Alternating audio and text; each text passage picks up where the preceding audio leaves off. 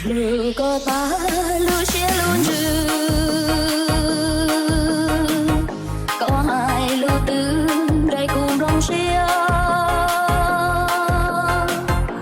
lừa chùa trai có muốn đi nhà, lừa chỉ nô tia li cứ lu con. You are listening to DJ Boy. Từ mùa trâu có ta cũ lu nâng.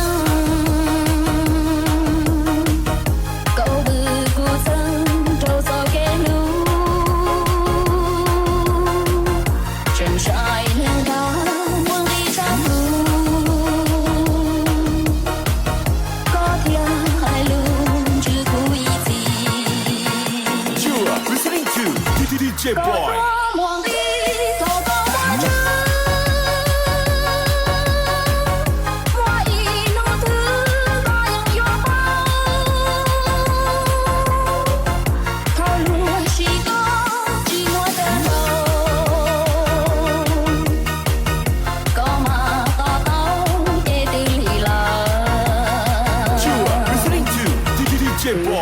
Có cha y qua trái nhà rong đi lu ba chia con miền chi có trẻ trai tu chỉ muốn nông đi mua khu trung đi đâu có gì ta. You are listening to DJ Boy.